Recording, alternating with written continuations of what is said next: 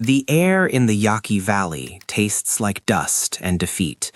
It is 1944, and the Mexican sun beats down on a landscape that should be gold, but is instead a graveyard of gray and black. Norman Borlaug stands in the middle of a field that stretches to the horizon, his boots sinking into the dry, cracked earth.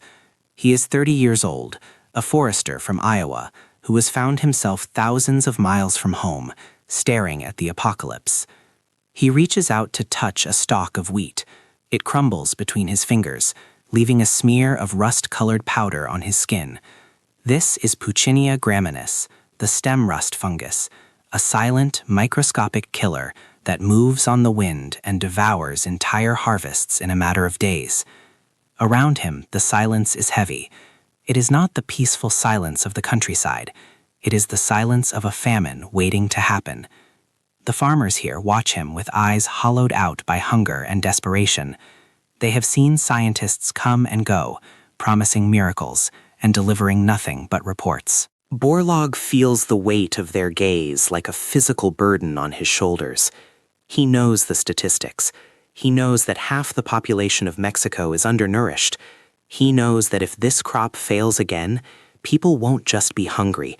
They will die. And looking at the blackened, withered stalks around him, failure seems not just probable, but inevitable. He retreats to his makeshift laboratory, a shack that smells of sweat and chemicals. The heat is suffocating. He spreads out his notes, the pages curling in the humidity. The standard scientific protocol for breeding a rust-resistant wheat variety is clear, rigid, and brutally slow.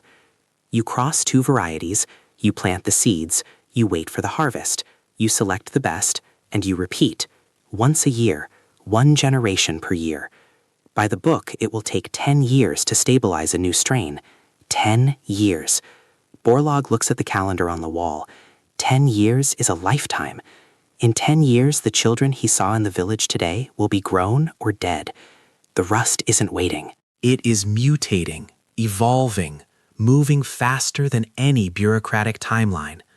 He slams his hand on the desk, the sound startling a fly buzzing against the window screen. The correct way of doing science, the method taught in every university and upheld by every prestigious agronomy board, is a death sentence. He is trapped in a paradox. To be a good scientist, he must follow the rules. To be a good human being, he must break them. He feels entirely alone. His funding is meager, his equipment is primitive, and his support from the Rockefeller Foundation is tenuous at best. He is an outsider in a land where he barely speaks the language, fighting an enemy he cannot see with the naked eye. The isolation gnaws at him. Nights are the hardest. The darkness of the valley is absolute, and in the quiet, the doubt creeps in. Is he arrogant to think he can fix this? Is he just another gringo playing God in a field of corpses? The experts say it can't be done faster. They say nature has a speed limit. But as Borlaug wipes the rust spores from his hands, looking at the red stain that looks disturbingly like dried blood, he knows one thing for certain.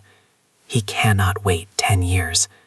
The clock in his head is ticking louder than the insects outside, counting down to a starvation that he is powerless to stop, unless he does something radical, unless he stops listening to the experts and starts listening to the desperate reality of the dying fields. The idea comes to him not as a eureka moment bathed in light, but as a desperate, jagged thought in the middle of a sleepless night. Shuttle breeding. The concept is simple, yet biologically insane according to the textbooks of the time. If he can't speed up time, he has to speed up the seasons. Borlaug wants to take the seeds harvested in the Central Highlands during the summer and drive them north to the Yaqui Valley to plant them immediately for the winter. 2 crops a year, 2 generations, double the speed of evolution. He runs the calculations on a scrap of paper, his pencil snapping under the pressure of his grip. It works on paper, but when he presents the plan, the response is swift and crushing. The leading agronomists, men with titles and tenures that dwarf his own, tell him he is a fool. They point to the fundamental law of photoperiodism. Wheat is sensitive to day length. A variety that grows in the long days of the summer highlands will not grow in the short days of the winter valley. It will be confused. It will fail to flower. It will be a waste of precious seeds, time, and money. His own boss, George Harar, is furious. He tells Borlaug to stay put. He forbids the expansion. He warns Norman that this reckless impatience will not only destroy the project, but will end his career before it has truly begun.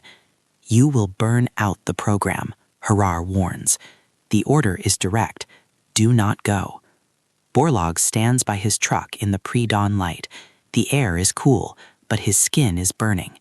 He looks at the sacks of seed piled near the door, the result of months of backbreaking labor. These seeds represent the only hope for a resistant strain. If the experts are right, planting them in the wrong season will kill them. He will lose everything. The genetic line will be severed, and he will be the man who threw away the cure. The fear is a cold knot. A variety that grows in the long days of the summer highlands will not grow in the short days of the winter valley. It will be confused. It will fail to flower. It will be a waste of precious seeds, time, and money. His own boss, George Harar, is furious. He tells Borlaug to stay put. He forbids the expansion. He warns Norman that this reckless impatience will not only destroy the project, but will end his career before it has truly begun. You will burn out the program, Harar warns. The order is direct. Do not go. Borlaug stands by his truck in the pre-dawn light. The air is cool, but his skin is burning. He looks at the sacks of seed piled near the door, the result of months of backbreaking labor. These seeds represent the only hope for a resistant strain. If the experts are right, planting them in the wrong season will kill them. He will lose everything. The genetic line will be severed, and he will be the man who threw away the cure. The fear is a cold knot in his stomach. He imagines the telegram he will have to send to his wife if this fails. He imagines the shame of returning to Iowa, a failure who couldn't listen to reason. But then he remembers the faces in the valley. He remembers the rust. He realizes that the risk of doing nothing is 100% failure. The risk of trying is unknown. He makes his choice. His hands are trembling, not from cold, but from adrenaline. As he grabs the first sack, he throws it into the bed of the truck, then another, and another. He is moving quickly now, as if afraid that if he stops, the logic of his superiors will catch up with him. He is disobeying a direct order. He is betting his livelihood, his reputation, and the food security of a nation on a hunch that defies the established laws of botany. He climbs into the driver's seat and turns the key. The engine coughs, then roars to life, shattering the morning stillness. He doesn't look back at the research station. He puts the truck in gear and turns north, towards the Yaqui Valley, towards the impossible. The road ahead is rough, winding through mountains and deserts, but the real obstacle is the invisible wall of scientific dogma he has just crashed through. He is driving straight into the unknown, a rogue scientist with a truck full of doomed seeds, racing against nature itself. He grips the steering wheel until his knuckles are white, driving away from the orders and towards a future that everyone says cannot exist. The harvest in the Yaqui Valley is not just a crop. It is a resurrection. Against every prediction, against the laws of photoperiodism, the wheat grows. It doesn't just grow, it thrives. Borlaug walks through the rows of golden grain, his chest tight with an emotion he can't name. It is a mix of relief and awe. The gamble didn't just pay off, it changed the game entirely. By forcing the wheat to adapt to two completely different environments, 2 different day lengths, and 2 different altitudes every year, he hasn't just sped up the breeding cycle, he has accidentally created a biological anomaly. He pulls a stalk from the ground and examines it. This wheat is shorter, stronger, But the real miracle is invisible. Because of the brutal selection pressure of the shuttle breeding, these plants have lost their sensitivity to day length. They have become photoperiod insensitive. This means they don't care if the days are long or short. They don't care if they are in Mexico or India or Pakistan or Turkey. They will grow anywhere. Borlaug realizes the magnitude of what he has done. He set out to save Mexico, but he has unlocked the key to feeding the world. The impossible wheat becomes the engine of the Green Revolution. In the 1960s, as mass starvation looms over the Indian subcontinent, it is Borlaug's rule-breaking seeds that are shipped by the ton. They are planted in soil that experts said was too depleted, in climates that experts said were too harsh, and they yield harvests that shatter records. Schools are closed to store the grain because the silos are overflowing.